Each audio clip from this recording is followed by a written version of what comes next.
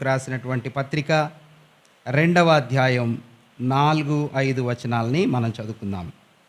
అయినను దేవుడు కరుణా సంపన్నుడై ఉండి మనము మన అపరాధముల చేత చచ్చిన వారమై ఉండినప్పుడు సహితము మన ఎడల చూపిన తన మహాప్రేమ చేత మనలను క్రీస్తుతో కూడా బ్రతికించెను. ఈ మాట పట్టుకోండి. కృపచేత మీరు రక్షించబడి ఉన్నారు. కృపచేత మీరు రక్షించబడి ఉన్నారు.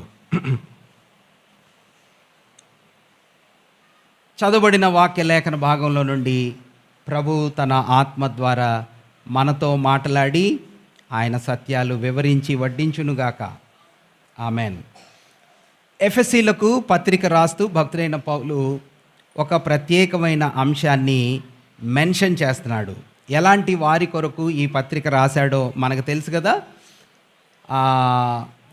మృగముల లాంటి వారు ఎఫ్ఎస్సి పట్టణంలో ఉండేవారు. ఎలాంటి వారంటమ్మా? మృగాలు లాంటి వారు. సువార్త అంటే వాళ్ళకి ఇష్టం ఉండదు. సువార్తకు ఎదురు తిరిగే మనస్తత్వం కలిగిన వారు. మృగాలంటే వాదించే విషయంలో, అంటే దేవుని వాక్యాన్ని ప్రకటిస్తే ఇదేంటి ఇలా ఉంది అని మామూలుగా ఎంక్వైరీ చేసి తెలుసుకొని అడిగి నేర్చుకునే విధానం వేరు. రెండోది ఏంటంటే వాదించి ఎదురుదాడి చేసి వాళ్ళతో మనం వ్యాజ్యం చేస్తామే, అలాంటి వాళ్ళు ఎఫ్ఎస్సి పట్టణంలో ఉండేవారు కదా. మృగముల వంటి వారు, క్రూరమైన మృగాల లాంటి మనస్తత్వం కలిగిన వారు. మాత్రమే కాదు, మాంత్రికులు, తంత్ర విద్య చేసేవాళ్ళు, మరి దయ్యాల సమూహాలతో సహవాసం చేసేటటువంటి బ్యాక్గ్రౌండ్లో నుంచి ప్రభుని ఈ బిడ్డలు నమ్ముకున్నారు. వీళ్ళకి ఈ పత్రిక భక్తుడైన పౌలు గారు రాశాడు. రాస్తూ అంటున్నాడు, మనము ప్రభువులో రక్షించబడటానికి, దేవునిలో మనం విమోచించబడటానికి, పరలోక భాగ్యాన్ని సంపాదించుకోవటానికి, మృతులలో నుంచి లేచినట్టుగా పాపాలలో నుంచి విడిపించబడి దేవుని పిల్లలంగా చేయబడటానికి దేవుడు ఒక కారణాన్ని, ఒక విషయాన్ని ప్రయోగించాడు. ఏంటిది దేవుడు ప్రయోగించిన విషయం అంటే ఏంటిదమ్మా? అక్కడ ఆయన కృప. కృప ద్వారా దేవుని పిల్లలమైన మనము రక్షించబడ్డాము అంటున్నాడు కదా. ఒకవేళ దేవుడు కానీ కృప చూపించి ఉండకపోతే, దేవుడు ఒకవేళ ఆ కృప మన మీద ప్రదర్శన చేసి ఉండకపోతే మన మీద ఏమున్నదంటే దైవ ఉగ్రత ఉన్నది అనే మాటని అక్కడ మనం గమనించగలం కదా. దైవోగ్రతకు పాత్రులమై ఉంటిమి. 2 ఎఫెసీ పత్రిక 2వ అధ్యాయం 3వ వచనం యొక్క ఆఖరి భాగంలో మనం ఏం చూస్తాం? కడమవారి వలనే స్వభావ సిద్ధముగా దైవోగ్రతకు పాత్రులమై ఉంటిమి. అలాంటి సందర్భంలో కూడా దేవుడు కరుణా సంపన్నుడై మనల్ని రక్షించాడు అనే సత్యాన్ని మనం గుర్తిస్తూ ఉన్నాం. ఈ ఉదయకాల సమయంలో పాత నిబంధన గ్రంథం అంతటిని, లేకపోతే పాత నిబంధన అంతటిని ఒక్క సెంటెన్స్లో, ఒక్క పదంలో చెప్తే మనం ఏమని చెప్పొచ్చు అంటే, పాత నిబంధన అంతా దేని మాట మీద ఆధారపడిందంటే ధర్మశాస్త్రం కదా. వెరీ గుడ్, బాగా చెప్పారు. లా. ధర్మశాస్త్రం అంటే రాజ్యాంగం అని మన భాషలో చెప్పొచ్చు, లేకపోతే నియమం అని చెప్పొచ్చు. ఇంకా తేలికైన పదంలో మన వాడుక భాషలో చెప్పాలంటే చట్టం అని చెప్పొచ్చు కదా. పాత నిబంధన అంతా చట్టం మీద ఆధారపడింది. మనం చేయాల్సిన పనులు, మనం లోబడాల్సిన విషయాలు, మనము వాటి ప్రకారంగా జీవిస్తేనే దేవునితో మనకు సంబంధం, లేకపోతే లేదు. చట్టాన్ని ఉల్లంఘిస్తే, నియమాన్ని తప్పితే దేవునితో మనకి సంబంధం లేదు, పరలోకం లేదు, నిత్య శిక్ష ఉంది. అది మన పరిస్థితి. అయితే క్రొత్త నిబంధన అంతా కలిపి చెప్తే, ఒక్క పదంలో చెప్తే ఏమని చెప్పచ్చు? కృప, గ్రేస్ కదా. పాత నిబంధన అంతా లా, లేకపోతే చట్టం, లేకపోతే ధర్మశాస్త్రం. క్రొత్త నిబంధన అంతా దేవుని కృప. కృపచేత రక్షించబడ్డాం. కృపామయుడైన దేవుడు మోషే ధర్మశాస్త్రాన్ని తీసుకొని వచ్చాడు. యేసుక్రీస్తు ప్రభువారు మన కొరకు ఏం తెచ్చారమ్మా? కృపను తీసుకొని వచ్చారు. యోహాను సువార్తలో ఆ మాటని మొదటి అధ్యాయంలో మనం చూడగలం. ధర్మశాస్త్రము మోషే ద్వారా వచ్చింది, కానీ యేసుక్రీస్తు ప్రభువారి ద్వారా కృప వచ్చింది కదా. ఆయన కృపను తీసుకొని వచ్చాడు. అలాగైతే ధర్మశాస్త్రం కృపను పాత నిబంధన ధర్మశాస్త్రాన్ని ఆధారం చేసుకొని అనేక సంవత్సరాలు పరిపాలన చేసింది ఈ భూమిని.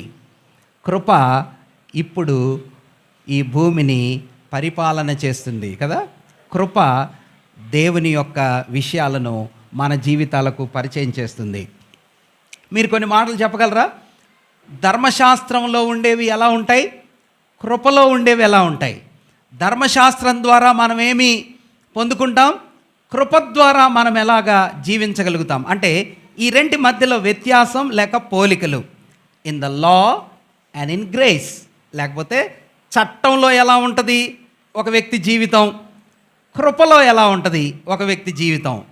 నియమ నిబంధనలు ఒక వ్యక్తి మీద ఇంపోజ్ చేస్తే ఆ వ్యక్తి మీద మనం ఏమంటాం కదా, బలవంతంగా చట్టం కింద ఒక వ్యక్తి ఉంటే ఆ వ్యక్తి జీవితం ఎలా ఉంటుంది?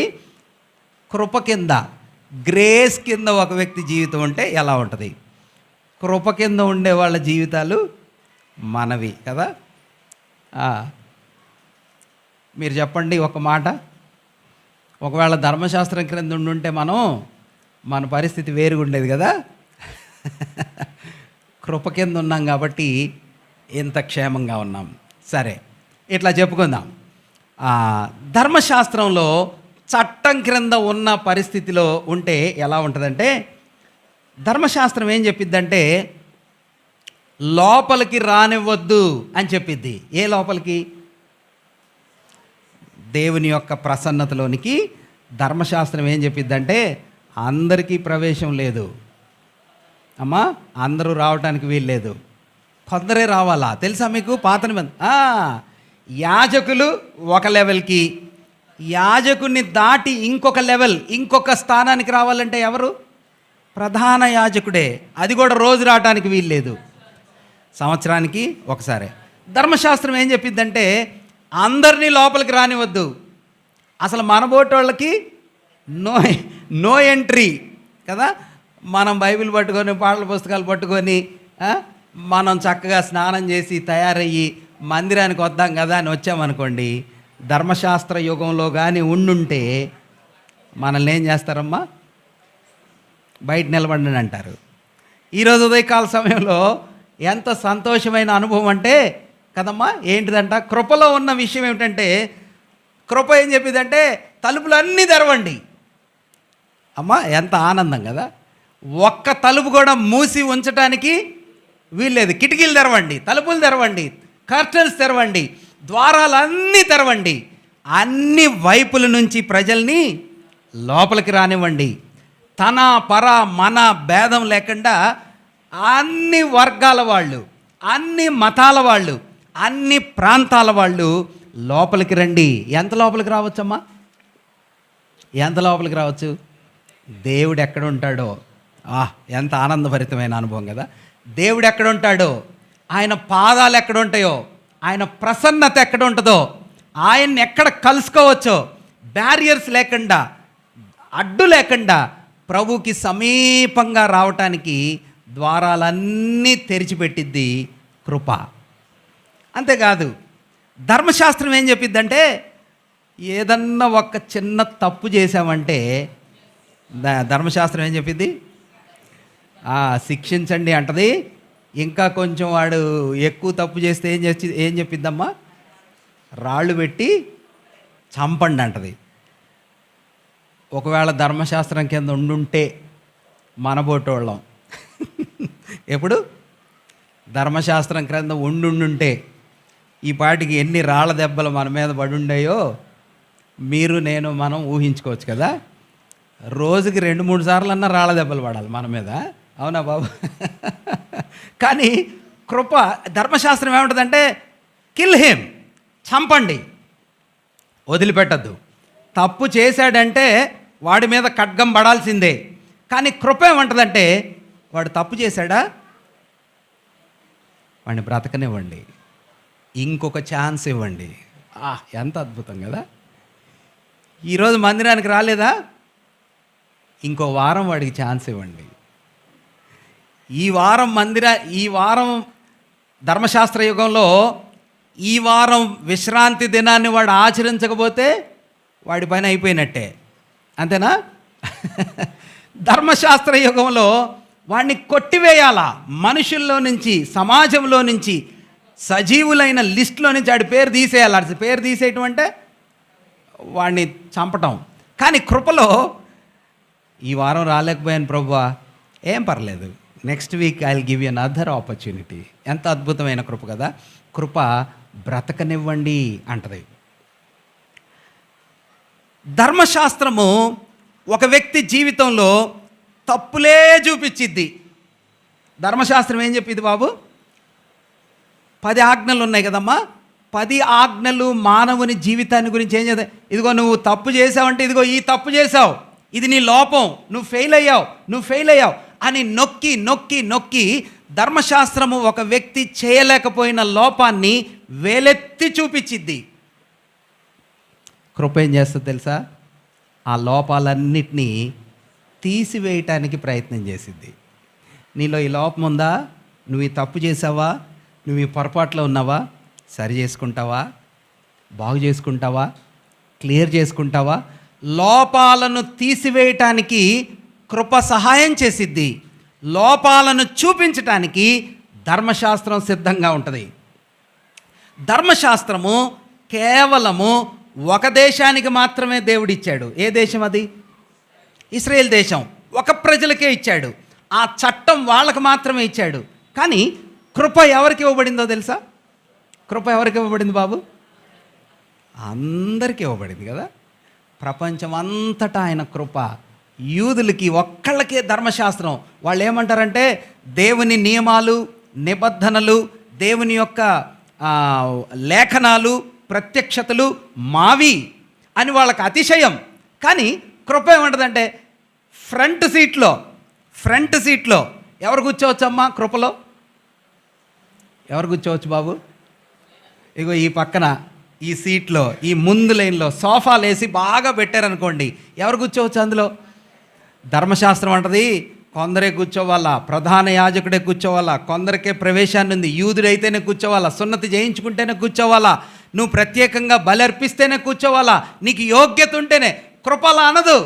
కృప ఏముంటుందంటే ఎవ్రీబడి ఈజ్ ఈక్వల్, అందరూ సమానులే, అందరికీ ఇవ్వబడింది కదా. ఒకసారి మేము నార్త్ ఇండియాలో కూర్చున్నప్పుడు ఒక కాన్ఫరెన్స్కి వెళ్ళాము. అది దేవుని పిల్లలు కలుసుకునే కాన్ఫరెన్స్లో నేను ఫ్రంట్ లైన్లో కూర్చున్నా. నేను ఫ్రంట్ లైన్లో కూర్చుంటే ఒక చిన్న యవ్వన తమ్ముడు, సహోదరుడు, అంటే అందరికీ అంత పరిచయస్తుడు కాదు, వచ్చాడు. నేనన్నా నా పక్కన వచ్చి కూర్చో అన్న. ముందు కూర్చోంటే భయపడుతూ చెప్పాడు, భయ్యా ఇది విఐపీల కోసమేమో కదా అన్నాడు. అంటే నేనన్నాను, దేవునిలో విఐపీలు లేరు. అమ్మ ఎంత ఆనందం కదా ఈ మాట. దేవునిలో విఐపీలు లేరు. సంఘంలో బాధ్యతలు ఉన్నాయి, అంతే, బాధ్యతలు ఉన్నాయి. ఒక్కొక్కళ్ళు చేసే పని బాధ్యతలు ఉన్నాయి, కానీ దేవునిలో హెచ్చు తగ్గులు విఐపీ లేరు. అందరికీ ఇవ్వబడింది కృప కదా, అందరికీ ఇవ్వబడింది కృప. అలాగైతే కృప ప్రపంచమంతటికి, భూలోకమంతటికి ఇవ్వబడింది. ధర్మశాస్త్రం కేవలం యూదులకు మాత్రమే ఇవ్వబడింది. ధర్మశాస్త్రం ఏం చెప్పిద్దో తెలుసా? ఆజ్ఞాపించిద్ది, శాసించిద్ది. శాసించటం అంటే ఇట్ ఆర్డర్స్. చేస్తావా చస్తావా అనిద్ది. ఎవరు?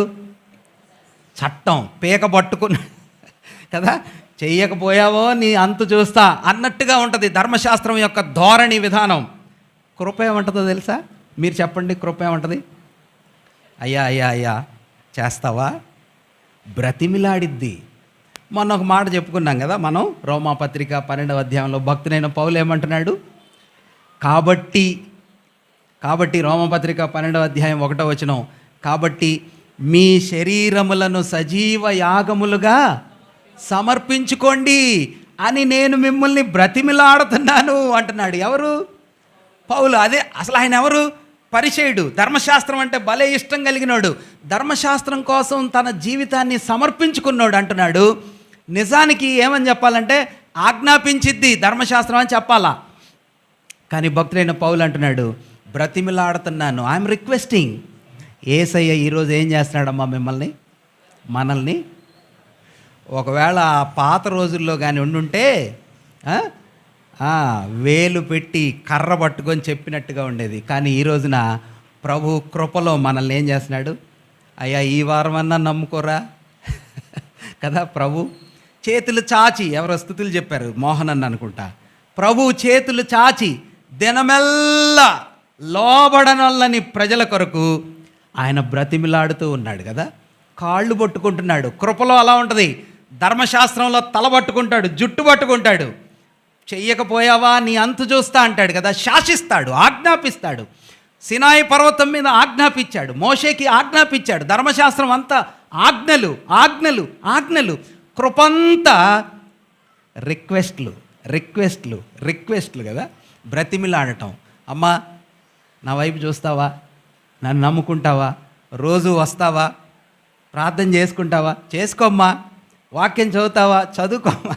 గాడ్ ఈజ్ రిక్వెస్టింగ్ అస్. కృపలో అలా బ్రతిమిలాడే విధానం ఉంటుంది. ధర్మశాస్త్రంలో మానవుడు దేవుని దగ్గరకు వెళ్ళాలా. ధర్మశాస్త్రంలో మానవుడు ఎక్కడున్నా కానీ యూదుల ల్యాండ్లో, యూదుల యొక్క భూమిలో, అంటే వాళ్ళ దేశంలో గలిలయ ప్రాంతం ఉత్తరం వైపు ఉంటుంది కదా, మీకు అందరికీ తెలుసు. అక్కడి నుంచైనా యూదులు సంవత్సరానికి 3 సార్లు ఎక్కడికి వెళ్ళాలమ్మా, యెరూషలేముకి వెళ్ళి యెరూషలేము దేవాలయానికి వెళ్ళాలి. ఏ దృష్టితో వెళ్ళాలో తెలుసా? దేవుని దగ్గరికి వెళ్తున్నాము. దేవుని దగ్గరికి కానీ ఒకవేళ ఒక వ్యక్తి రాకపోతే ఆ వ్యక్తికి మళ్ళీ శ్రమ, పనిష్మెంట్ ఉంటుంది. కాబట్టి మానవుడు సిద్ధం చేసుకొని తయారయ్యి దేవుణ్ణి కలుసుకోవటానికి దేవుడి దగ్గరికి పోవాలా ధర్మశాస్త్ర యుగంలో. కానీ కృపాయుగంలో మహిమలో ఉండే దేవుడు మెట్లన్నీ దిగి నిచ్చెనంతా దాటి కదమ్మా మనం ఉన్న స్థలానికి, మన సమీపానికి దేవుడే మానవుడి దగ్గరికి వచ్చేస్తాడు. ఎంత ఆశ్చర్యమైన విషయం కదా. మన స్వరూపంలో, మన స్వభావంలో, మన ఇంటి దగ్గరికి, మన డోర్ దగ్గరికి, మన గడప దగ్గరికి, మనం ఉంటున్న స్థలానికి, మనం పడి ఉన్న స్థితికి దేవుడు దిగి వచ్చి మనతో మాట్లాడే యుగం కృపాయుగం. మనం కష్టాలు పడి మొక్కుకొని మోకాళ్ళ మీద ఎక్కి కష్టాలు పడి ఎక్కడికో వెళ్ళి ఆయన్ని కలుసుకునేది ధర్మశాస్త్ర యుగం. మన కోసం మనం పొందాల్సిన శ్రమంతా మన మోకాళ్ళు దెబ్బలు తగలకుండా ఆయన కాళ్ళు మేకులు కొట్టించుకున్నాడు కదా. మనం తల మీద ఇంకేం చేయించుకోకర్లా, గుండు కొట్టించుకోకర్లా, ఘాట్లు పెట్టించుకోకర్లా, మనమేం కష్టపడక్కర్లా.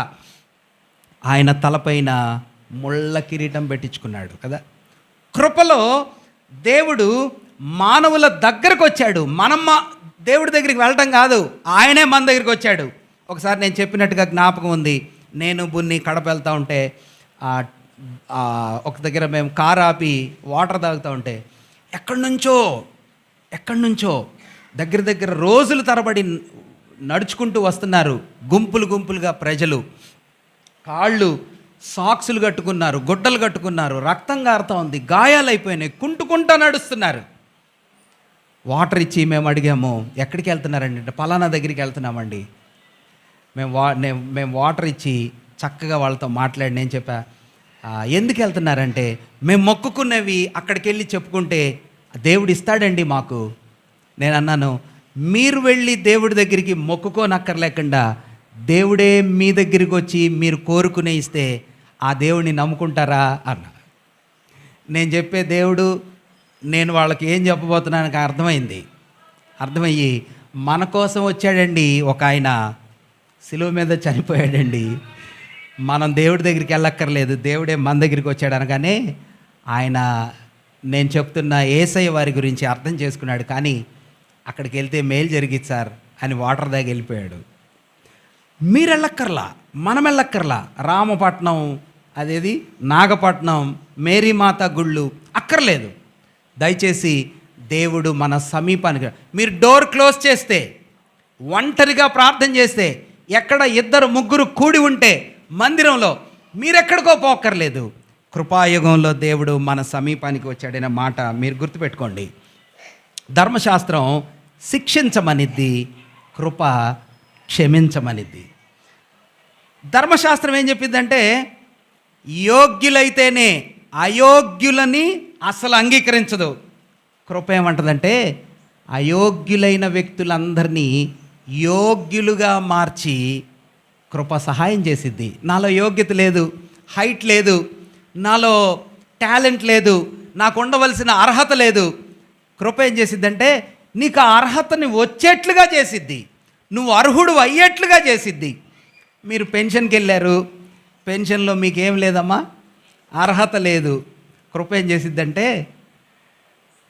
ఏదో ఒకటి చేసి ఆ అర్హతని మీకు కల్పించేట్లుగా సహాయం చేసిద్ది కదా.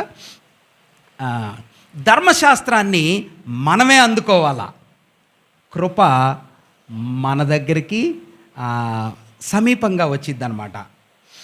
ధర్మశాస్త్రము సాధారణంగా బయట వాటికి ప్రాధాన్యతనిచ్చిద్ది. బయట వాటికంటే ఇప్పుడు ఒక గొర్రెను తెచ్చామనుకోండమ్మా, ఒక గొర్రెను తెస్తే ధర్మశాస్త్రం ఏం చెప్పిద్దో తెలుసా? ఈ గొర్రె బయట బాగుందా లేదా, దానికి ఆరోగ్యం బాగుందా అంటే, బలి అర్పణకి తెచ్చారనుకోండి, ఎంత పెద్దది, ఎంత క్రొవ్వినది, ఎంత ఆరోగ్యంగా ఉన్నది, బయట బాగుందా లేదా, ఇదొక్కటే చూసిద్ది ధర్మశాస్త్రం. కానీ కృప ఏం చేసిద్దో తెలుసా? కృప ఏం తెచ్చిద్దమ్మా? కృప ఏం చేస్తుంది బాబు? కృప నువ్వు బయట ఎంత పెద్ద గొర్రెను తెచ్చినా, ఎంత పెద్ద అర్పణను తెచ్చినా, నీ హృదయం మాత్రం బాగలేకపోతే కృప ఒప్పుకోదు. కృప అంతరంగాన్ని చూసిద్ది. ఇంకా అసలు చెప్పాలంటే నువ్వేం లేకుండా ఒక చిరిగిపోయిన గుడ్డను తీసుకొచ్చావనుకో, ఒక నలిగిపోయిన వస్తువుని తెచ్చావనుకో, నీ హృదయం మాత్రం బాగుందనుకో. దేవుని వాక్యం ఇలా రాయబడింది కదా, విరిగి నలిగిన హృదయం. కృపకు అది ఇష్టం. అమ్మా మంచి బట్టలు వేసుకొని, టక్కు బూటు టై కట్టుకొని, బాగా గొప్పగా నేను తెచ్చి ఒక 500 రూపాయలు నోటేసా. ధర్మశాస్త్రం అంటది వెరీ గుడ్, బా ఈయన చూడండి ఎంత బాగున్నాడో, ఈయన చూడండి ఎంత కొత్త నోటేసాడు అని ధర్మశాస్త్రం ఆయనకి చప్పట్లు కొట్టిద్ది. కృప ఎవరైనా అట్లా వేసారనుకోండి, 1,00,000 రూపాయలు వేసిన కృప అంటది వాడు వేస్ట్ అండి అంటది. మరి కృపకి ఎవరు ఇష్టమో తెలుసా? ఒక పేద విధవరాలు 2 కాసులు తెచ్చి కనబడకుండా వేసిందంట. కృప ఏమన్నదో తెలుసా? చాలా డబ్బులు వేశారు చాలామంది, వాళ్ళంతా ఎందుకు పనికిరారు, ఇదిగో ఈ బీద విధవరాలు ఆమె జీవనమంతా వేసిందే, ఆమె గ్రేట్, ఆమె బెస్ట్. విరిగి నలిగిన హృదయం కదా ప్రభుకి ఇష్టమైన ఆరాధన. మన బాహ్య స్వరూప్యం ఆయనకి ఇష్టం లేదు కదా. ఇశ్రాయేలీయుల జీవితంలో బయట రూపాలను చూసి మోసపోయే అనుభవాలు ఉండేవి. అది కృపాయుగంలో. మీరు చెప్తారా? బయట ఒక ఆయన్ని చూసి భలే ఇష్టపడి ఇశ్రాయేలీయులంతా ఆయన్ని కోరుకున్నారు. ఎవరైనా గుడ్, ఎవరన్నా బరబ్బాని కోరుకున్నారు. ఇంకా రాజైనా సౌలును కోరుకున్నారు. సౌలు ఎలా ఉంటాడంటమ్మా? రేబాన్ కళ్ళద్దాలు పెట్టుకుంటే హైట్గా ఉంటాడంట. అసలు రాజు అంటే ఇలా ఉండాలి. కానీ ఆ రాజు ఏమైపోయాడు? తప్పిపోయాడు. ఎంత ఘోరమైన పతనం. ఇంకొక ఆయన్ని చూశారు, సాక్షాత్తు సమూయేలు భక్తుడే, దేవుడు పంపిస్తే పెద్దోడు వచ్చాడు, పెద్దన్నయ్య, ఈడైతే బాగుంటాడు అనుకున్నాడు సమూయేలు. దేవుడు అన్నాడు నేను ఈయన్ని సెలెక్ట్ చేసుకోవాలా. 7 మంది వెళ్ళిపోయారు. ఆఖరోడు ఎవరు వచ్చారు? మరి ఎట్లా ఉంటాడో దావీదు ఎట్లా ఉంటాడో? పొట్టుకుంటాడేమో, గొర్రెలు కాసుకునే రోడ్లంట తిరుగుతాడు కాబట్టి సన్నగుంటాడేమో, పైగా యవ్వనస్తుడు కదా, చిన్న వయస్కుడు కదా, పేలగొన్నాడేమో కదా. మరి బట్టలు ఎట్లా ఉన్నాయో. కానీ సమూయేలు అన్నాడు ఈయన ఇంకా కడవాడు వీడేనా అంటే ప్రభు అన్నాడు సమూయేల్, మనుషులు బయటవి చూస్తారు, నేను అంతరంగాన్ని చూస్తాను. నాకు ఈయనే నచ్చాడు, హృదయానుసారుడు. కృప దేవుని పిల్లల జీవితాల యొక్క అంతరంగాన్ని చూసిద్ది. బట్టల్ని చూడదు, బయటవి చూడదు కదా. సున్నము కొట్టిన సమాధుల్లారా అన్నాడు. ఎవరినమ్మా? శాస్త్రులు పరిశీలిని దేవుడు చూసి ఏమన్నాడంట? సున్నము కొట్టిన సమాధి. బయటికి ఎలా ఉంటారు వాళ్ళు? బయటికి ఎలా ఉంటారు? అదిగోండి, తెల్లటి బట్టలు వేసుకుంటారంట. రక్షరేకులు అంటే ప్రొటెక్టివ్గా ఉండేటటువంటి పై వస్త్రాల్ని పొడవుగా వెడల్పుగా చేసుకొని మంచి డిజైన్స్ వేసుకొని అసలు వాళ్ళని చూస్తే అబ్బా ఈడేరా పవిత్రుడు అన్నట్టుగా కనిపిస్తారు. కానీ ప్రభు అంటున్నాడు, మీరు బయటికి ఇలా ఉన్నారు కానీ లోపల మీ స్థితి ఎలా ఉందంట? సమాధి, అజితేంద్రియము, కుళ్ళు, మురికి కదా. నిర్జీవమైనటువంటి వస్తువులతో నిండిన ఒక సమాధి ఎలా ఉంటుందో మీ లోపల అలా ఉన్నారు. బయటికి మాత్రం మీరు భలే చక్కగా కనిపిస్తున్నారు. దేవుని వాక్యం సెలవిస్తుంది, ధర్మశాస్త్రము బయట వాటికి ప్రాధాన్యతనిచ్చిద్ది, కృప లోపల వాటిని చూసిద్ది కదా. తర్వాత ధర్మశాస్త్రం ఎంత బలవంతుడైనా, ఎంత గట్టోడైనా, ఎట్లాంటోడైనా కానీ ధర్మశాస్త్రం ముందు వాడు బలహీనుడైపోతాడు కదా. ఎందుకు ఆ మాట చెప్పానంటే, ఎన్ని ఆజ్ఞలు చెప్పారమ్మా ప్రభు? 10. 10లో మీరు 9 చేశారు. ఎన్ని చేశారు? 9 చేశారు. 9 చేసి 10వ ఆజ్ఞ తప్పిపోయారనుకోండి, అప్పుడు మీరు సక్సెస్ అయినట్టా, ఫెయిల్ అయినట్టా? 100% ఫెయిల్ అయినట్టే. ఎగ్జామ్లో పృథ్వీ చెప్తున్నాడు కదా, అన్నిట్లో ఎన్ని మార్కులు వచ్చాయంట? ఎక్సలెంట్ మార్కులు వచ్చాయి. కానీ ఒక్కదానిలో ఎన్ని మార్కులు తగ్గినాయి? 1. మరి ఫెయిల్ అయినట్టా, పాస్ అయినట్టా? ఫెయిల్ అయినట్టే కదా. ధర్మశాస్త్రంలో మనుషులందరూ బలహీనులే, అందరూ ఫెయిల్ అయినట్టే. కానీ కృప బలహీనులైన వ్యక్తుల్ని కృప బలవంతులుగా చేస్తుంది కదా. ధర్మశాస్త్రంలో దేవుని దగ్గరికి వెళ్ళాలంటే భయంగా వెళ్ళాలా. ఎలా వెళ్ళాలా? భయంగా వెళ్ళాలి. అమ్మో, ప్రధాన యాజకుడు లోపలికి వెళ్ళి సేవ చేసే 10 నిమిషాలు, అరగంట అంతా లోపల ఎలా ఉంటాడమ్మా? గంటలు కొట్టుకుంటూ ఉంటాడు, భయంగా ఉంటాడు. అమ్మో నాకేమన్నా అయిద్దేమో, అమ్మో దేవుడు నా మీద కోపగించుకున్నాడంటే నేనేమవుతాను? లోపలంతా భయమే. కానీ కృప ఏమంటుందో తెలుసా? కృప ఏమంటది? భయం లేదు, ధైర్యంగా ఒక తండ్రి దగ్గరికి పిల్లోడు వచ్చినట్టుగా. ఎంత అద్భుతం కదా. ఒకసారి రాజుగారు ఒక ఆజ్ఞ ఇచ్చాడట. ఊరికినే తెనాలి రామకృష్ణ స్టోరీస్లో చెప్తారు, అది నిజమో కాదో నాకు తెలియదు, మేబీ నిజం అయి ఉండొచ్చు, ఒకవేళ కాకపోయి ఉండొచ్చు. రాజుగారు ఒక ఆజ్ఞ ఇచ్చాడంట, నేను ఒంటరిగా ఉంటాను, నన్ను ఎవరు డిస్టర్బ్ చేయొద్దు, నా దగ్గరికి ఎవరు రావద్దు, ఎవరన్నా వచ్చారంటే వాళ్ళని నేను క్షమించను అన్నాడంట. ఒకడు వచ్చి పరిగెట్టుకుంటా రాజుగారు ఒంటరిగా ఉండగా వచ్చి భుజాల మీద దూకాడంట. ఎవరు? వాళ్ళ కొడుకే దూకాడు. ఇప్పుడు రాజుగారికి ఏమన్నా, ఆ కొడుకుకి ఏమన్నా పర్మిషన్ కావాలా? ఏమక్కర్లే కదా. ధైర్యం, కృపాసింహాసనం దగ్గరికి ప్రార్థన చేయటానికి, తండ్రి అని పరిగెట్టడానికి కృపలో దేవుడు తన బిడ్డలకు ధైర్యం ఇచ్చాడు. అసలు ఒక మాట ఏమన్నాడు తెలుసా? మీరు చూడండి, మనకి ఎంత గొప్ప ధైర్యం దేనిలో ఉంటుందో చూద్దాం. చూడండి, యోహాను భక్తుడు ప్రేమ రాయబారి మొదటి పత్రిక, యోహాను భక్తుడు రాసిన మొదటి పత్రిక 4వ అధ్యాయం 17-18 వచనాలు చదువుదామన్నా. యోహాను రాసిన మొదటి పత్రిక 4వ అధ్యాయం 17-18 వచనాలు. తీర్పు దినమందు, చదువు బాబు ప్లీజ్. తీర్పు దినమందు మనకు ధైర్యము కలుగునట్లు చేయబడినది, ప్రేమ మనలో పరిపూర్ణం చేయబడినది. ఏలయనగా మనము కూడా 18 ప్రేమలో ఏముండదంటమ్మా? భయం ఉండదు. అంతేకాదు పరిపూర్ణ ప్రేమ భయము దండనతో కూడినది, భయపడువాడు ప్రేమయందు పరిపూర్ణ కాదు.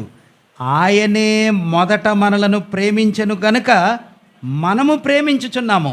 ఇంతకీ ఇక్కడ భయం లేని స్థితి ఏ కాంటెక్స్ట్లో చెప్పాడో మీరు చదివి చెప్తారా, చూసి చెప్తారా? గుడ్, బాగా చెప్పారు మా షబాష్. ఫస్ట్ టైం చదవగానే చెప్పారు, గుడ్. ఏ దినం కాసనమంట బాబు? దేవుడు జడ్జిమెంట్ ఇచ్చే రోజు భయం లేకుండా ఉంటారంట. ఎవరు? ఆయన నమ్మినోళ్ళు. ఎంత గొప్ప విషయం చూసారా? మీకు అర్థమవుతుందా మాట? ఆయన సమీపానికి రావడానికి తండ్రి దగ్గరికి వచ్చినట్టుగా ధైర్యంగా వస్తాం కదా, అది ఆనందమే. ప్రార్థన చేసేటప్పుడు ఆయన సమీపంగా కృప వలన ఆయన సింహాసనం దగ్గరికి వెళ్తాం, అది కూడా గొప్ప విషయమే. అసలు అన్నిటికంటే గొప్ప విషయం ఏంటంటే దేవుడు తీర్పు తీరుస్తున్నాడు అని చెప్తే ఒకడు ధైర్యంగా వెళ్తున్నాడంట, భయం లేకుండా వెళ్తున్నాడు. ఎంత భయంకరమైన విషయం తెలుసా? దేవుడు తీర్పు తీర్చే సమయంలో ఎటువంటి వాడినైనా ఆయన తీర్పులో ఏం చేస్తాడమ్మా? ఇదిగో ఇప్పుడు ఆయన తీర్పులే భూప్రపంచం మీద చూపిస్తున్నాడు కదా. ఆయన ముద్రలను విప్పుతాడు కదా, బోరలు ఊదుతాడు, పాత్రలు కృమ్మరిస్తాడు, ప్రచండమైన ఆయన ఉగ్రత కోపాన్ని భూమి మీద కృమ్మరిస్తాడు. అది ఆయన తీర్పు. అక్కడతో ఆగదు. పరలోకానికి వెళ్ళిన తర్వాత ప్రతి వానిని వాని క్రియల చొప్పున ఆయన తీర్పు తీరుస్తాడు. ఆయన తీర్పు తీర్చే సమయంలో ఒకడు ధైర్యంగా నిలబడతాడంట. వామ్మో, వాడికి భయం ఉండదు. దేనివల్ల? మన మీద తీర్పు రావాల్సిందంతా ఒక ఆయన ఆల్రెడీ తీర్చేశాడు కదా. అదే అంటున్నాడు అక్కడ. యేసు ప్రభు వారి ద్వారా, యేసు ప్రభు వారిలో కృప ద్వారా మనకి ధైర్యం కలిగింది. మన మీద ఇక భయము ఉండనక్కర్లేదు అంటున్నాడు కదా. అలాగా ధర్మశాస్త్రంలో భయం ఉంటుంది, కృపలో ధైర్యం ఉంటుంది. ధర్మశాస్త్రం భారంగా ఉంటుంది, ఇట్ ఈస్ ఎ బర్డెన్. కానీ కృప ఆ భారాన్నంతా తొలగించి వేస్తుంది. అట్లాగా ధర్మశాస్త్రానికి కృపకి అనేకమైనటువంటి పోలికలు మనం చూడగలం. అయితే ఈ నూతన నిబంధనలో మొదటి విధమైనటువంటి కృప, దీన్ని ఏమన్నాడంటే సేవింగ్ గ్రేస్ అంటారు. సేవింగ్ గ్రేస్ అంటే రక్షణ అనుగ్రహించిన కృప. మన జీవితాలకు ఆయన కృప ద్వారా మనం ఏం చేయబడ్డామంట? రక్షించబడ్డాము అంటున్నాడు. ఈరోజు ఉదయకాల సమయంలో మీరు ఒక మాట చెప్పండి. కృప అన్న, మరి కరుణ అన్న, కరుణించటం లేకపోతే మర్సీ అంటారు, ఇంగ్లీష్లో మెర్సీ అంటారు. మెర్సీ అన్న, గ్రేస్ అన్న. చాలామంది సిస్టర్స్ పెట్టుకుంటారు కదా పేర్లు. ఏం పేర్లు పెట్టుకుంటారు? సిస్టర్ మెర్సీ, లేకపోతే సిస్టర్ గ్రేస్, గ్రేస్ అమ్మ, మెర్సమ్మ, అలా పెట్టుకుంటాం కదా. గ్రేస్ అంటే కృప, మెర్సీ అంటే కరుణ. ఈ రెండు ఒకటేనా? ఈ రెంటికి ఏమన్నా తేడా ఉందా? కృపకి కరుణకి ఏమన్నా తేడా ఉందా? కొంచెం తేడా ఉంది. అదేంటో నేనే చెప్తానమ్మా. కృప అంటే నాకు యోగ్యత లేదు కదా, నేను అర్హుణ్ణి కాను ఒకదాన్ని పొందుకోవటానికి. ఆ అర్హత లేనిది నాకు మీరిస్తే అది కృప అంటారు. ఓకే. కానీ ఒకడు దొంగతనం చేశాడు, బ్యాంకుని లూటీ చేశాడు, వాడిని జైల్లో వేశారు. ఎన్ని రోజులు వేశారంటే యావజ్జీవ కారాగార శిక్ష అంటారు. తెలుసా మీకు? యావజ్జీవ కారాగార శిక్ష అంటే వాడి జీవితం అంతా ఎక్కడ ఉండాలా? జైల్లోనే ఉండాలా, అక్కడే మగ్గిపోవాలా, అక్కడే చచ్చిపోవాలా. ఇప్పుడు వాడు కొన్ని రోజులు అయిన తర్వాత ప్రెసిడెంట్ గారికి వాడు ఏం పెట్టుకుంటాడు? మెర్సీ ప్లీ అప్లికేషన్ పెడతాడు. దాన్ని ఏమంటారంటే, అయ్యా నాకు కరుణించి నా మీద ఉన్న శిక్షని నువ్వేం చేయాలా? తగ్గించమంటాడు. ఇప్పుడు వీడు ఆ శిక్ష అనుభవించటానికి తగినవాడా కాదా? యావజ్జీవ కారాగార శిక్ష. మర్డర్ చేశాడు, బ్యాంక్కి దోచుకునేటప్పుడు అడ్డొచ్చిన వాళ్ళందరినీ చంపాడు, పొడిచాడు, లూటీ చేశాడు, చాలామందిని చంపి నష్టం చేశాడు. ఇప్పుడు వీడు చావటానికి యోగ్యుడా కాదా? చావటానికంటే శిక్షించబడటానికి యోగ్యుడు. ఇప్పుడు ప్రెసిడెంట్ గారు వీడికి కరుణ అనుగ్రహించటానికి ఒప్పుకున్నాడు అనుకోండి. ఏమన్నాడంటే, వీడు జీవితం అంతా ఖైదీగా ఉండాలా, కానీ 20 సంవత్సరాలు ఇప్పటికే గడిచిపోయింది, నేను వాడి మీద దయదలిచి వాడికి మెర్సీ ప్లీ ఇస్తున్నా. మెర్సీ ప్లీ అంటే కరుణించా కాబట్టి వీడిని బయటికి పంపించండి అన్నాడు. దీన్ని ఏమంటారంటే, దేనికైతే మనము యోగ్యులమో, ఏది పొందటానికైతే మనము అర్హులమో అది మనం పొందకుండా తప్పిస్తే దాన్ని కరుణ అంటారు. ఏది పొందటానికి మనం అర్హులము కామో అది మనకు అనుగ్రహించబడితే దాన్ని ఏమంటారు? కృప అంటారు. నేను ఎప్పుడు ఒక ఉదాహరణ చెప్తా, ఇది కొంచెం కాంప్లికేటెడ్గా ఉంటుంది కాబట్టి. మీరు ఎప్పుడు వినే ఉంటారు, మంచి బిర్యానీ మీరు తయారు చేశారనుకోండి బాబు, ఇంట్లో మంచి బిర్యానీ మీరు తయారు చేశారమ్మా. ఎవరి కోసం చేస్తారు ఇంట్లో బిర్యానీ? ఇంట్లో వాళ్ళ కోసం చేస్తారు కదా. మీ రోడ్డు దగ్గర, ఎక్కడ మీరు ఉంటున్న వీధి దగ్గర, మీ డోర్ స్టెప్స్ దగ్గరికి, మీ గడప దగ్గరికి ఒక అడుక్కునేవాడు వచ్చాడు. మీరు అప్పుడే బిర్యానీ తయారు చేసి స్టవ్ మీద నుంచి కింద పెట్టారు. ఈలోపు వాడు అడుక్కునేవాడు చాలా మురికి బట్టల్లో ఆకలితో ఉన్నానని వచ్చి, అమ్మ అన్నం పెట్టండి అని అడిగారు. ఈ రోజుల్లో రావట్లేదులేండి, అంతకుముందు వచ్చేవాళ్ళు భిక్షగాళ్ళు కదా. ఓ భిక్షగాడు వచ్చాడు, అన్నం అడిగాడు. మీరు ఏ అన్నం పెడతారు? ఏ అన్నం పెడతారు బాబు? సాధారణంగా రాత్రి అన్నమో, ముందెప్పుడో మిగిలిన అన్నమో, లేకపోతే పొద్దున్న వండితే కొంచెం ఏదో మిగిలిన అన్నమో తెచ్చి ఆడికి పెట్టి అయ్యా తినమని చెప్తాం కదా. కానీ మీరేం చేశారంటే, ఆ భిక్షగాడి యొక్క బట్టలు అవేం చూడలా, అయ్యా లోపలికి రా అన్నారు. లోపలికి రా అంటే భిక్షగాడు ఎలా ఫీల్ అవుతాడు? ఇదేంట్రా బాబు, అసలు నేనెక్కడ, వీళ్ళు లోపలికి. ఆ ఇల్లు చూస్తేనేమో చాలా ఇంద్రభవనం లాగా ఉంది. లోపలికి పిలిచి మీరు ఆ వ్యక్తిని కాళ్ళు చేతులు కడుక్కోమన్నారు. వాడు కడుక్కున్నాడు. బట్టలు మార్చుకోమన్నారు. వాడు లోపలికి వచ్చి శుభ్రంగా చేతులు కడుక్కొని లోపలికి వస్తే మీరు తినే టేబుల్ మీద వాడిని కూర్చోబెట్టారు. ఇప్పుడు ఆ భిక్షగాడి ఫీలింగ్ ఎలా ఉంటుంది? ఓరే నాయనో, ఇదేంట్రా విచిత్రంగా ఉంది కదా.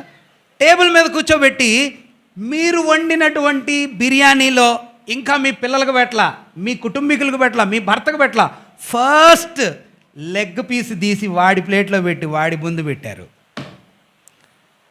అప్పుడు వాడు ఏమనుకుంటాడు?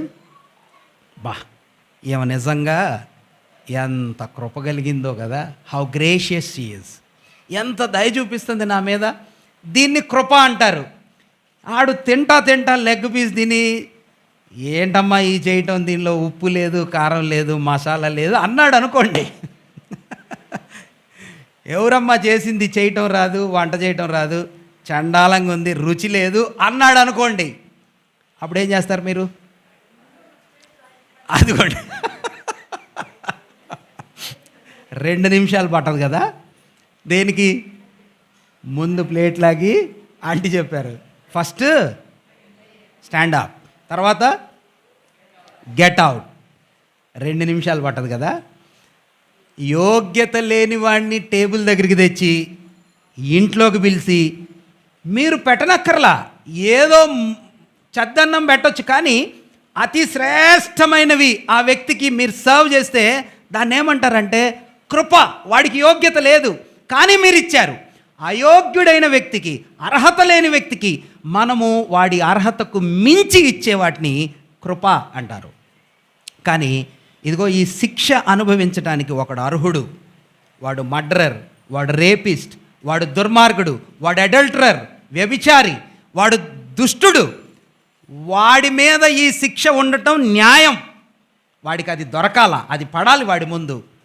కానీ వాడికి ఇవ్వవలసినది మీరు ఇవ్వకుండా వాడిని పక్కకు తొలగించారే, దాన్ని కరుణ అంటారు.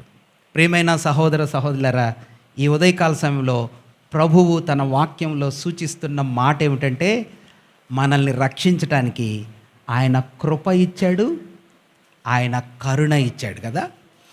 కృప మన మీద ప్రయోగించాడు, కరుణ మన మీద అనుగ్రహించి మన పాపాలన్నిటినీ క్షమించాడు. ఎంత ఆశీర్వాదమో చూడండి, మన రక్షణలో ఆయన చూపించిన కృప. నిన్నటి దినాన నేను ఈ వాక్యం కోసం సిద్ధపడుతుంటే నేను ఆలోచన చేస్తూ ఉన్నా, ప్రభువా సింపుల్గా ఈజీగా ఇది అర్థమయ్యేలాగా మేము ఒకళ్ళకొకళ్ళు నేర్చుకోవటానికి ఏదైనా ఒక మంచి ఉదాహరణల రూపంలో నాకు చెప్పు ప్రభువా అని నేను ప్రభుని అడుగుతూ ఉంటే నాకు ఒక చిన్న తలంపు వచ్చింది. మరి మీకు అది అర్థమైద్దో లేదో నాకు తెలియదు. ఒక చిన్నోడు ఒక అబ్బాయి ఈ మధ్యకాలంలో బోర్వెల్స్లో పడిపోతున్నారు కదా, బోర్వెల్స్లో ఒక కొండలో తొలిచిన బోర్వెల్లో పడిపోయాడంట.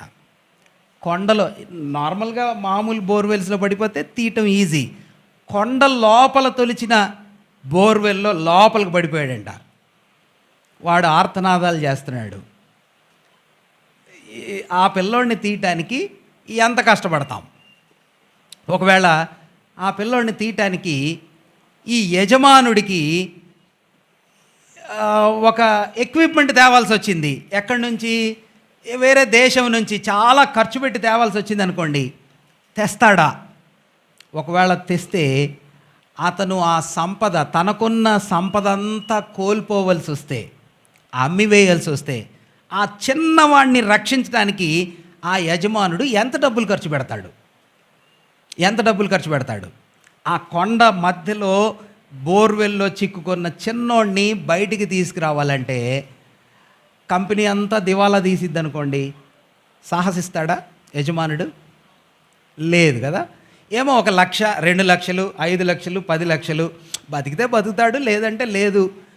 రక్షించడానికి ఏమన్నా ప్రయత్నం చేస్తే చేస్తాడేమో. కానీ వినండి ఈ మాట, ఈ యజమానుడు డబ్బులన్నీ కోల్పోతాడు, నష్టపోతాడు. ఆ ఒక్క బిడ్డని బయటికి తేవాల్సిన శ్రమలో అంతా నష్టపోయే పరిస్థితి వస్తే నేను అనుకున్నాను, ఆ యజమానుడు సాహసం చేయడు. కానీ మనం పడిన బోర్వెల్లో, మనం చిక్కుకున్న పాపంలో, మనం ఇరుక్కున్న నరకపు మంటలలో లోపల నుంచి మనల్ని బయటికి తేవటానికి యేసు ప్రభువారు మహిమ వదిలిపెట్టారు కదా. క్రిందకు వచ్చాడు, అంతా నష్టపోయాడు.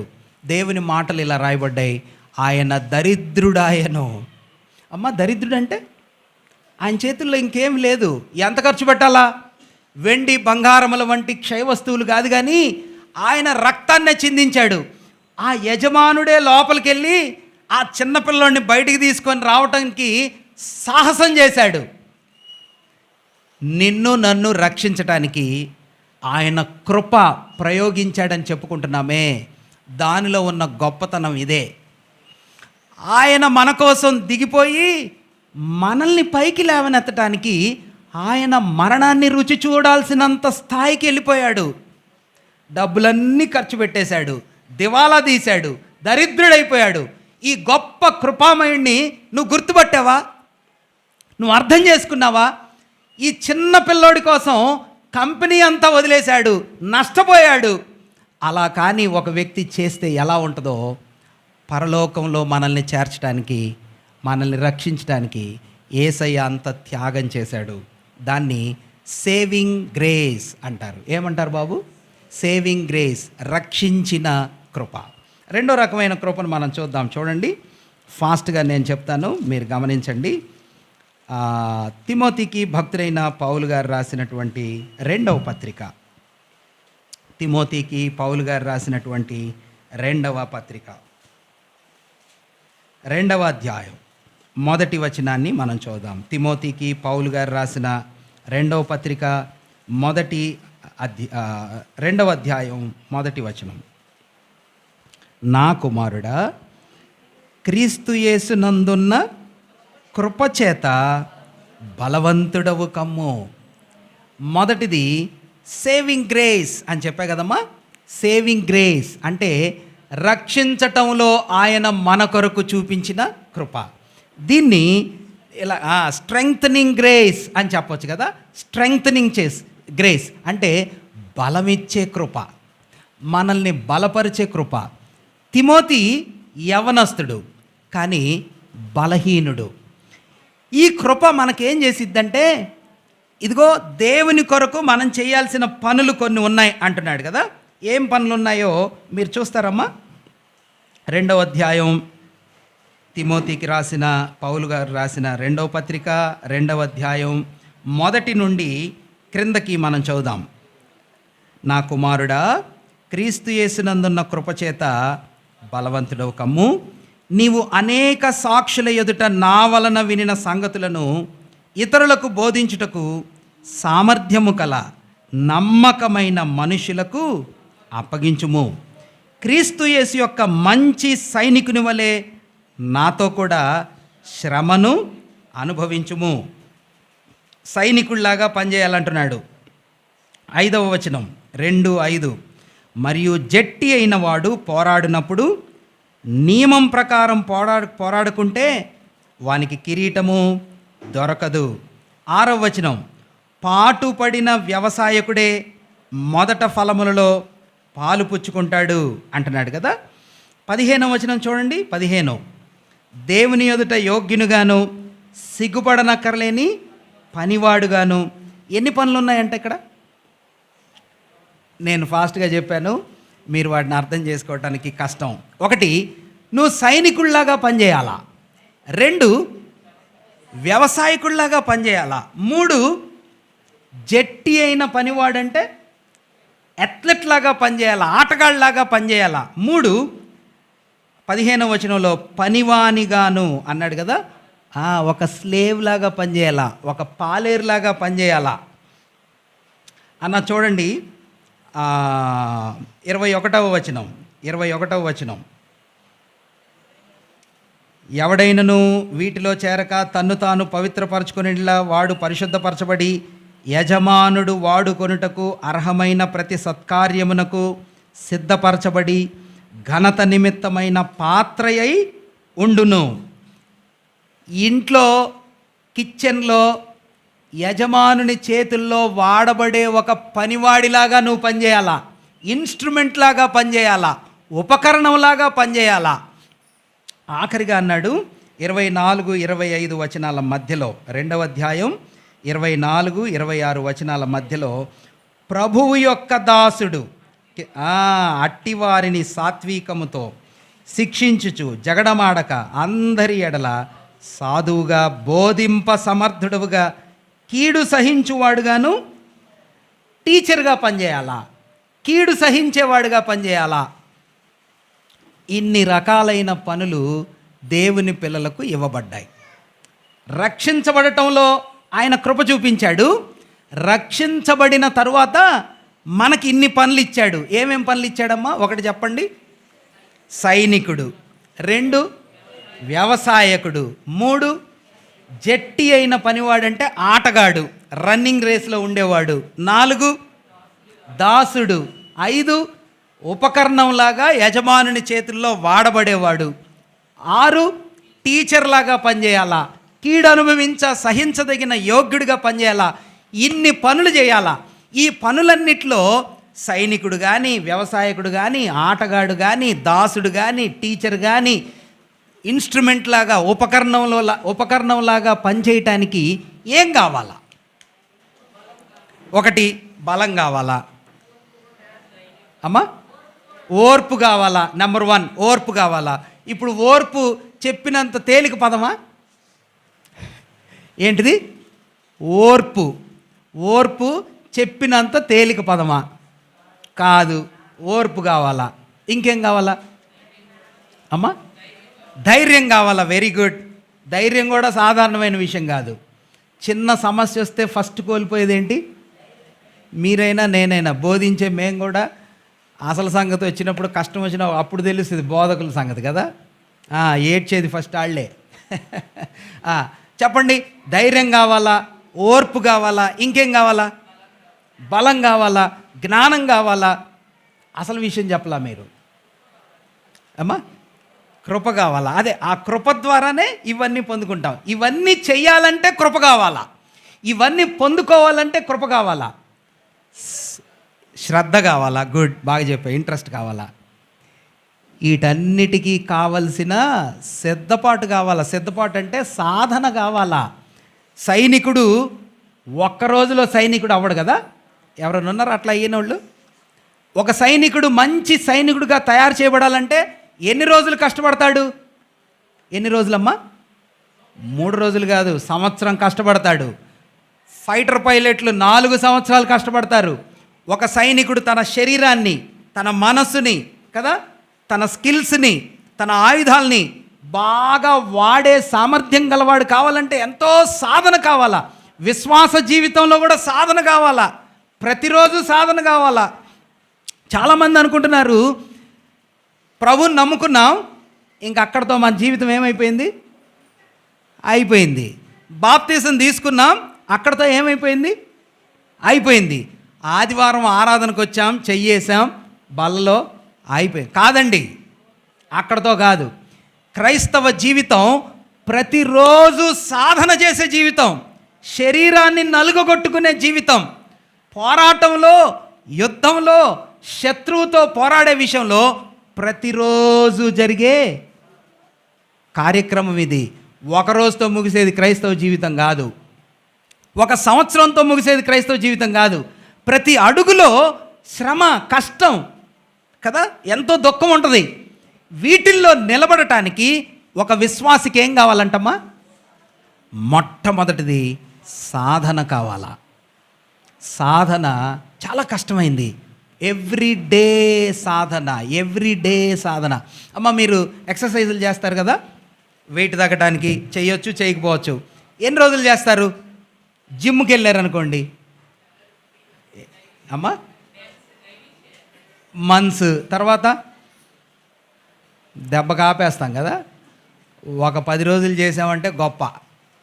కానీ ఎవ్రీ డే చేయాల్సి వస్తే ఎంతమంది చేస్తారు? Christian life is everyday exercise. ప్రతిరోజు వాక్యం చదవాలా, ప్రతిరోజు ప్రార్థన చేయాలా, ప్రతిరోజు దేవునితో మాట్లాడాలా. ప్రతిరోజు విశ్వాస జీవితంలో ఏముంటుందమ్మా?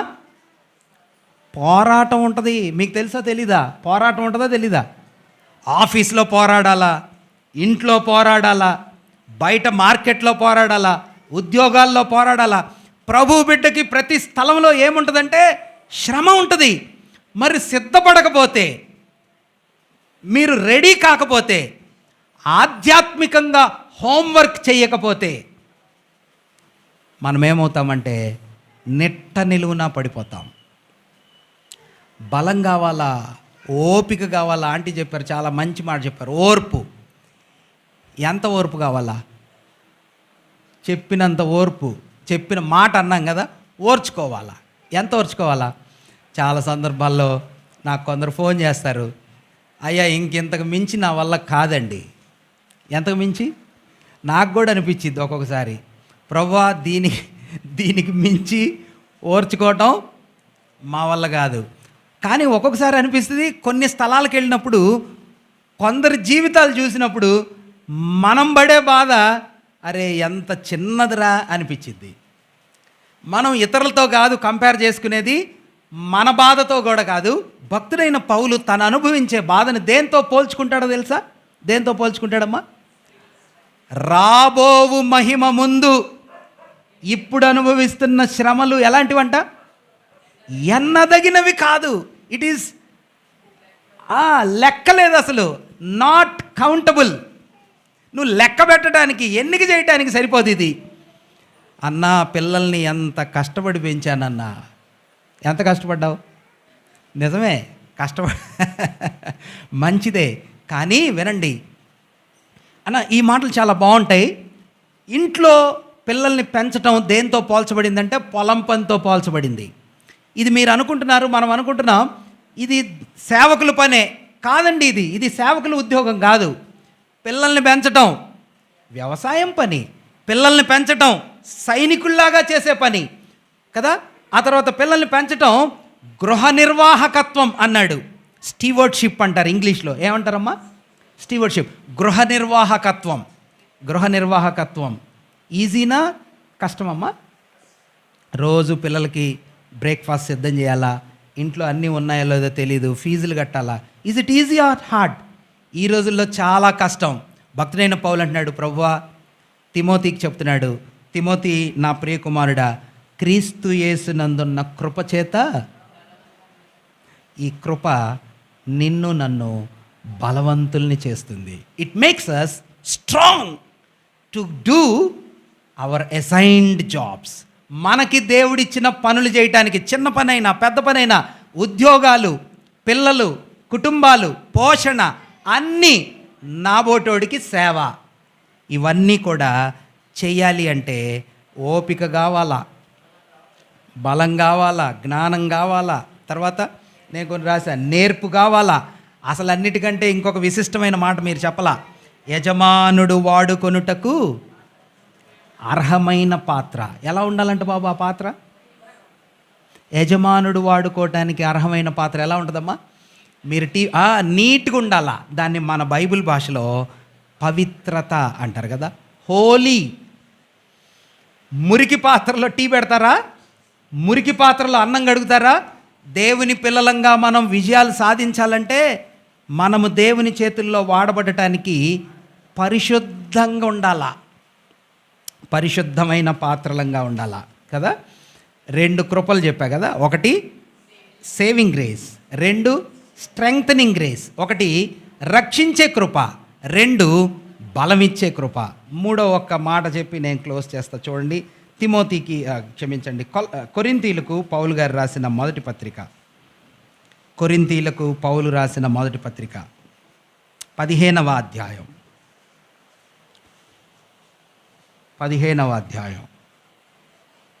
9-10 వచనాలు చదువుదామా బాబు. కొరింథీలకు పౌలు గారు రాసిన మొదటి పత్రిక 15వ అధ్యాయం 9-10 వచనాల్ని మనం చదువుకుందాం. 9-10. ఏలయనగా నేను అపోస్తులందరిలో తక్కువ వాడను, దేవుని సంఘమును హింసించినందున అపోస్తులుడను అనబడుటకు యోగ్యుడను కాను. అయినా కానీ నేనేమై ఉన్నానో దేవుని కృప వలననే అయ్యున్నాను. నాకు అనుగ్రహించబడిన ఆయన కృప నిష్ఫలము కాలేదు, కానీ వారందరికంటే నేను ఎక్కువగా ప్రయాసపడి తిని, ప్రయాసపడినది నేను కాను. వావ్, ఎంత గొప్ప మాట.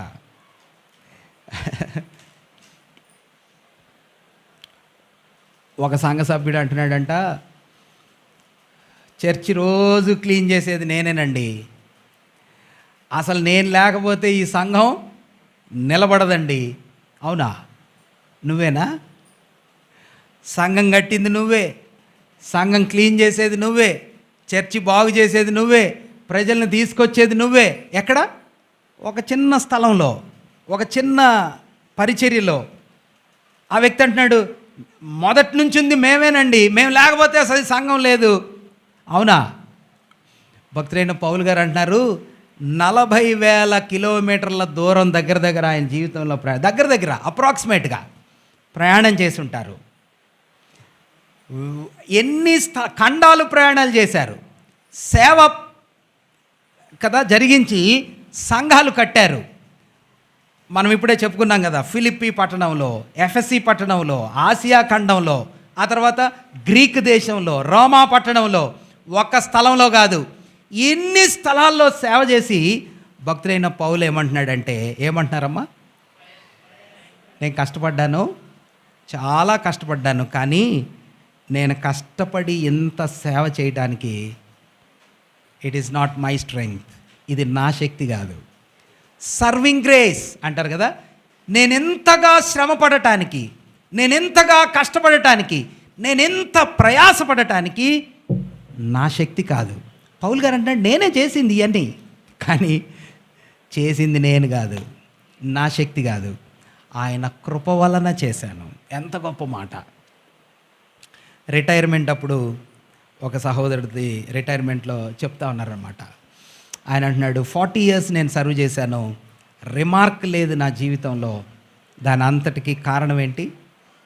దేవుని కృప.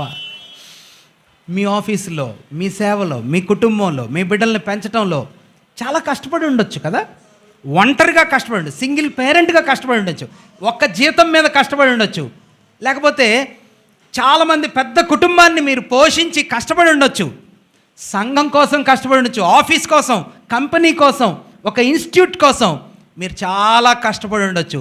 అవార్డీ విన్నర్స్ అయి ఉండొచ్చు. కానీ మనం ఏం చెప్పాలంటే, ప్రభువా నేనేమై ఉన్నానో అది నీ కృప. ప్రయాసపడింది, కష్టపడింది నేను కాదయ్యా, అంతా నువ్వే. యెహోషువ దైవభక్తుడు 31 మంది రాజులను కనాను దేశంలో ప్రవేశించి మొదలుకొని అందరితో యుద్ధాలు చేశాడు. మీకు యుద్ధం చేసే అనుభవం లేకపోతే ఊరికినే ఎప్పుడైనా ఆలోచన చేయండి, నేను యుద్ధంలో ఉంటే ఎలా ఉంటుంది అని. అంతమంది రాజులతో యుద్ధం చేసి భక్తుడైన యెహోషువ అంటాడు, ఈ యుద్ధంలో విజయం పొందటానికి నేను కాదు కారణం, నా కత్తి కాదు కారణం. ఎవరంట? నాకు తోడయ్యున్న నా దేవుడు. మనం చెప్పగలమా ఆ మాట? లేకపోతే ఇది నాదండి, నేను ఇంత కష్టపడి చేస్తే వీళ్ళు నా మాట వినట్లేదండి అంటామా? మనం ప్రయాసపడటానికి సహాయం చేసే కృప.